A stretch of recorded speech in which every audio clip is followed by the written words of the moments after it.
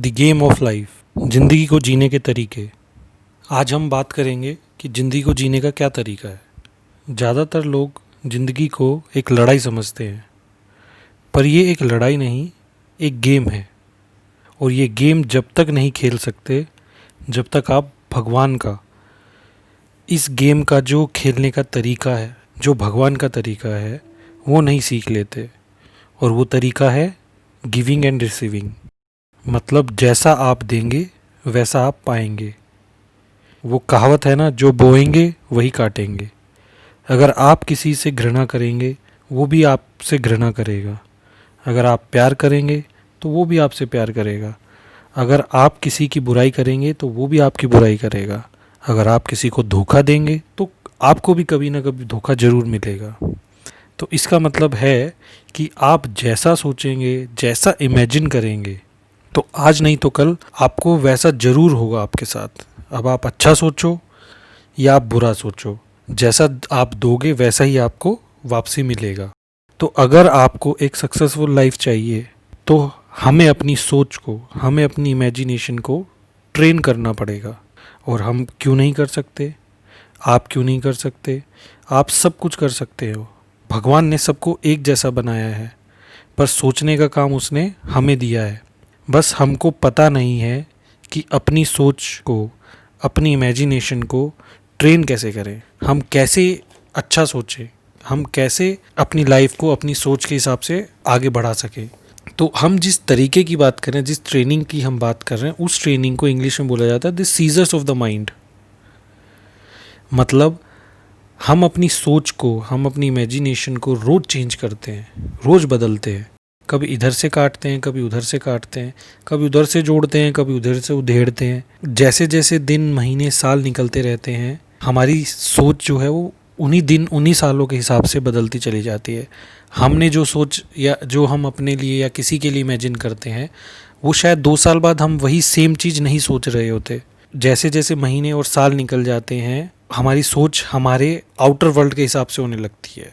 मतलब कि जहाँ हम उठते हैं, जहाँ हम बैठते हैं, जिसके साथ मिलते हैं, जिस ऑफिस में जाते हैं, ट्रैवल करते हैं, जैसा जैसा हम देखते चले जाते हैं वैसा वैसा ही हम सोचते चले जाते हैं। इसलिए अगर हम कुछ अच्छा सोचते हैं तो कहीं ना कहीं हम अगर रोज़मर्रा की ज़िंदगी में या तो उसको भूल जाते हैं या हम अपनी सोच को बदल देते हैं। तो अगर हमें अपने दिमाग को ट्रेन करना है, हमें अपने आप को जानना पड़ेगा। इंग्लिश में कहते हैं नो योर सेल्फ। तो चलिए माइंड की ट्रेनिंग से पहले माइंड के बारे में थोड़ा जानते हैं। दिमाग में 3 तरह के डिपार्टमेंट होते हैं, सबकॉन्शियस, कॉन्शियस और सुपर कॉन्शियस। सबकॉन्शियस माइंड को अवचेतन मन भी कहते हैं, कॉन्शियस माइंड को सचेत मन कहते हैं और सुपर कॉन्शियस माइंड को अचेतन मन कहते हैं। अब थोड़ा डिटेल में इन 3 डिपार्टमेंट के बारे में जानते हैं। सबकॉन्शियस माइंड एक पावर है जिसकी कोई डायरेक्शन नहीं होती, कोई दिशा नहीं होती। आप उसको कोई भी डायरेक्शन में लेकर जा सकते हैं। एक इंसान जो भी गहराई से सोच सकता है और इमेजिन या कल्पना कर सकता है, सबकॉन्शियस और अवचेतन मन वहीं चलने लगता है। जैसे एक छोटी बच्ची अपने आप को विधवा की तरह सोचने लगती है। उसको वो वाइट कपड़े अच्छे लगते थे। उसको लगता था कि सफ़ेद कपड़े पहनने से लोग उसको पूछेंगे, उसकी परवाह करेंगे। वो अनजाने में ही अपने आप को विधवा समझने लगी और वैसे ही कपड़े पहनने लगी। कुछ सालों बाद वो बड़ी हुई, उसकी शादी हुई।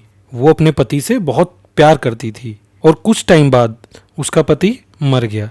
अब वो वही कपड़े फिर से पहनने लगी। उसने अपने आप को इमेजिन किया और आप देखो, जैसा सोचोगे आज नहीं तो कल वो होगा जरूर। जो इमेजिन करोगे वैसा जरूर होगा। वो कहते हैं ना कि माँ की बीमारी बेटी या बेटे में आ गई।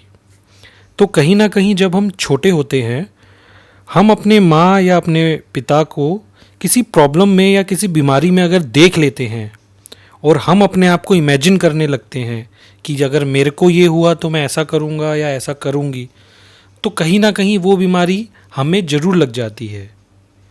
तो अभी मैंने जो आपको 2 एग्जाम्पल बताए हैं, ये एग्जाम्पल्स सबकॉन्शियस माइंड या अवचेतन मन के एग्जाम्पल हैं। सबकॉन्शियस माइंड या अवचेतन मन, जैसा कि मैंने पहले भी बताया है कि इसकी कोई डायरेक्शन नहीं होती।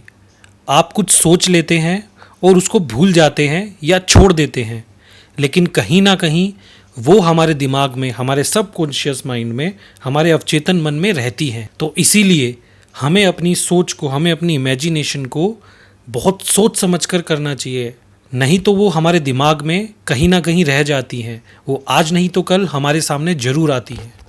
अब हम बात करते हैं माइंड के सेकंड डिपार्टमेंट की, जो कि है कॉन्शियस माइंड या सचेत मन।